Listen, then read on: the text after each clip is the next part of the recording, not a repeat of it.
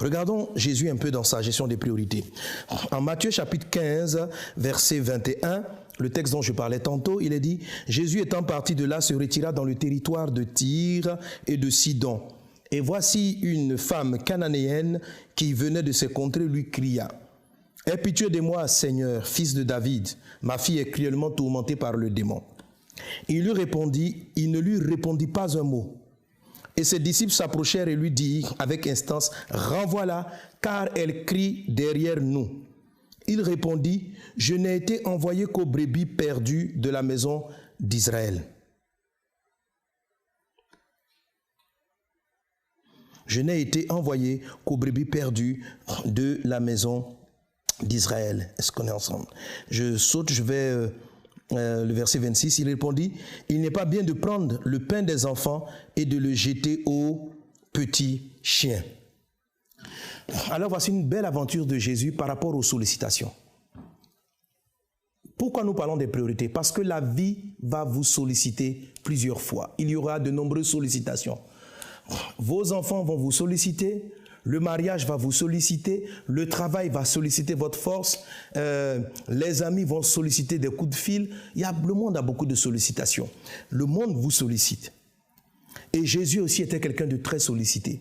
Donc les forces dont nous disposons, émotionnelles, physiques, spirituelles ou autres, sont épuisables. Elles ont besoin de se renouveler. Même Dieu s'est reposé, et on parlera de cela le 7e jour. Dieu a récupéré, Dieu s'est reposé. Donc toutes nos forces ont besoin de se renouveler. Mais le monde nous sollicite énormément. Rappelez-vous le témoignage que je vous ai donné de ce frère qui a péché, est tombé dans le péché parce que Satan a permis qu'il ait de nombreuses sollicitations.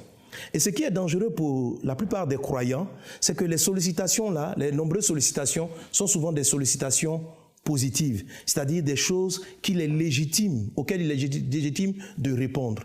Il y a des sollicitations que nous savons déjà négatives. Bien sûr, non pas obéir. Si quelqu'un vous appelle, viens qu'on aille prendre la drogue, viens qu'on aille fumer, viens qu'on aille boire de la boisson, bien sûr, c'est un non. Ce sont des mauvaises sollicitations. Mais il y a des personnes qui vont venir vous solliciter financièrement, qui ont de graves problèmes. Est-ce que vous pouvez vous permettre d'investir partout? Il y a des gens qui vont solliciter de votre temps, qui vont solliciter de votre attention.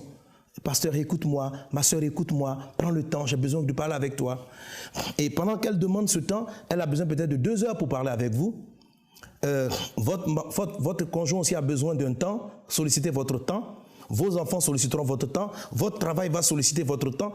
Tout cela, ce sont des sollicitations, je dirais, légitimes. Mais vous n'avez que 24 heures dans une journée. Comment pouvez-vous répondre à toutes ces sollicitations? Comment être efficace? Quelqu'un me dira, c'est impossible. Oui, c'est pratiquement impossible, mais c'est possible si vous savez respecter les priorités. Si vous respectez les priorités, tout va finir par passer. Toutes les bonnes sollicitations finiront par être répondues, par être résolues, si seulement si vous faites ce qu'il y a à faire. Et Jésus nous donne l'exemple. Alors, une femme donc vient le voir, et donc une femme cananéenne lui cria, « Aie pitié de moi ». Donc elle a sollicité la miséricorde de Jésus. Et regardez Jésus. Elle dit, « Ma fille est cruellement tourmentée par le démon ». Au départ, Jésus ne lui a même pas répondu un mot. Je sais que c'est la majorité des croyants qui est là. Si vous étiez aujourd'hui, on aurait dit à Jésus, « Jésus, dis-lui quand même bonjour, sois quand même conciliant, dis quand même un petit mot gentil ». Mais Jésus n'a pas répondu un mot. Jésus n'a pas répondu un mot. Ses disciples s'approchèrent et lui dirent, avec instance, « Renvoie-la car elle crie derrière nous ». Et Jésus répondit, « Je n'ai été envoyé qu'aux brebis perdues de la maison d'Israël ». Vous voyez, il faut écouter, comprendre ceci. Je vais vous dire quelque chose peut-être qui va vous choquer. La gentillesse n'est pas un fruit de l'esprit. Je reprends. La gentillesse n'est pas un fruit de l'esprit. Le fruit de l'esprit dont il est question dans la parole de Dieu, qui peut être semblable à cela, ça s'appelle la bonté. La Bible dit qu'un des fruits de l'esprit, c'est la bonté. On n'a pas de texte qui dit que Dieu est gentil. Dieu n'est pas gentil. Dieu est bon. C'est quoi la différence entre la gentillesse et la bonté? Un gentil, une personne qui est gentille, c'est une personne qui essaie de répondre à tout le monde, qui dit oui, qui ne sait pas dire non, qui est tout le temps souriante, qui fait du bien et qui essaie de faire du bien au maximum de personnes. La gentillesse vous épuise. La gentillesse ne corrige pas les fautes, par exemple. La gentillesse, l'enfant fait des bêtises, elle ne saura pas lui dire, elle est gentille. Le bon cherche à faire du bien.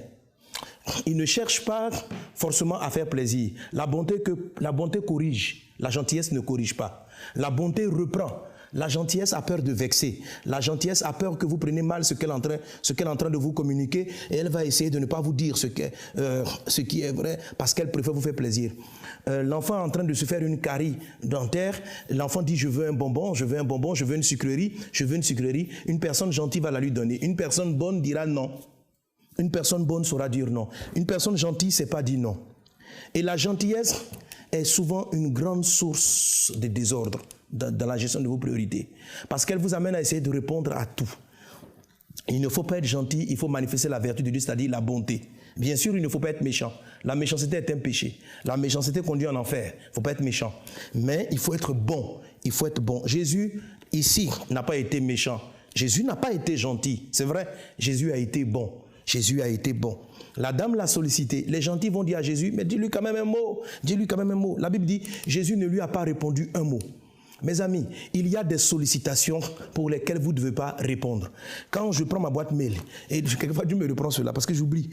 Pasteur, si vous ne m'avez pas écrit aujourd'hui, je suis foutu. Vous levez le dernier mot de ma vie. Des fois, je comprends, j'ai des choses à faire. Je ne peux pas répondre à toutes les sollicitations, n'est-ce pas? Il faut savoir ne pas répondre et avoir confiance dans le Seigneur qu'il est capable de résoudre le problème. Celui qui est bon met sa confiance dans le Seigneur. Celui qui est bon sait qu'il n'est pas Superman, il n'est pas Dieu omnipotent, omniprésent.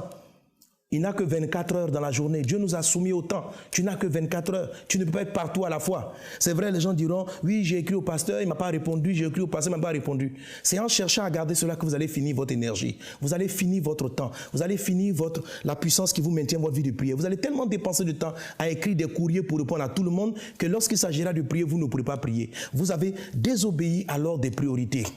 Vous avez été gentil, vous avez essayé de répondre aux sollicitations des personnes sans appliquer ce que la parole de Dieu demande. Jésus avait un calendrier, Jésus avait un programme.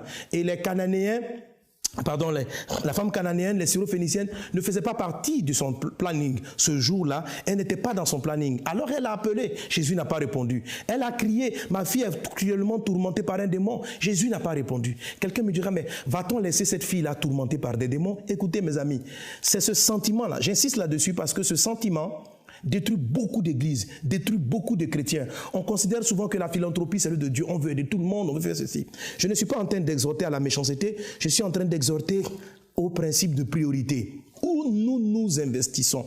Si vous prenez votre temps, Dieu ne vous a pas appelé prioritairement à faire des dons aux démunis et que ça fait bien pour la publicité de dire voilà une église qui aide les pauvres, voici une église qui aide les pauvres. Ce n'est pas votre appel et que vous destinez vous mettez vos finances à faire ceci parce que c'est bien pour la population. Je vous assure, les finances de l'église ne seront pas renouvelées, l'église ne va pas progresser, l'église ne va pas se multiplier parce que c'est une église qui marche dans le désordre. C'est vrai qu'elle fait de bonnes œuvres, mais elle marche dans le désordre. Si Jésus avait répondu favorablement à cette femme, on aurait dit il est bien.